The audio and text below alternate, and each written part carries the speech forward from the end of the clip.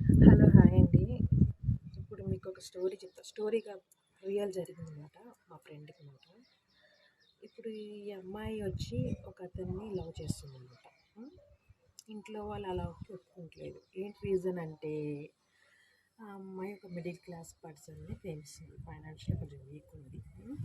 అంటే ఆల్రెడీ ఈ అమ్మాయికి second married. First marriage husband ఇద్దరికి అండర్స్టాండింగ్ విడిపోయారు. ఇప్పుడు సెకండ్ మ్యారేడ్. అది కూడా ఫైనాన్షియల్గా కొంచెం వీక్. అలా పర్సన్ ప్రేమిస్తుంది. అది ఇంట్లో వాళ్ళు ఎవరు ఒప్పుకోవట్లేదు. వీళ్ళేమంటారు ఇంట్లో వాళ్ళు, కూడా ముసలివాడు ముతుకుడు ఉంటాడు, బాగా డబ్బు ఉన్నవాడు ఉంటాడు, వాళ్ళు వండేసి పెళ్లి చేసుకో, సుఖపడతావు అంటున్నారు. కానీ ఈ అమ్మాయికి ఇష్టం లేదు. నేను ఆ పర్సన్నే చేసుకుంటాను, నా మనసుకు నచ్చినవాడు అంటుంది. ఇప్పుడు డబ్బు ఉంటే ఏంటని నాకు అర్థం కాదు. డబ్బు ఉంటే మనం ఉన్నంతకాలం సుఖపడతాము, తింటాము, బంగారం కొనుక్కుంటాం, కార్లు బ్యాండ్ కొనుక్కుంటాం. పోయేటప్పుడు మనకు రాదు.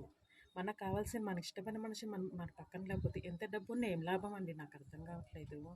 చచ్చిన శవం, మనకి ఇష్టం లేని పర్సన్ మన పక్కన ఉంటే మనం చచ్చిన శవం పక్కన ఉన్నట్టే కదా. మనం బలవంతంగా వెళ్ళినా మనం వాళ్ళ సుఖంగా ఉండలేం, వాళ్ళ మనతో సుఖంగా ఉండలేం. అదే మనసుకు నచ్చిన మనసుని చేసుకుంటే ఏంటంట, నాకు అదే అర్థం కావట్లేదు. 2 years నుంచి ఈ అమ్మాయి లవ్ సాగుతూనే ఉంది. ఆ పర్సన్ మర్చిపోలేకపోతుంది, ఇంట్లో వాళ్ళని ఒప్పించలేకపోతుంది. ఇంట్లో వాళ్ళమ్మ డబ్బు డబ్బు డబ్బు అని తప్పించి డబ్బు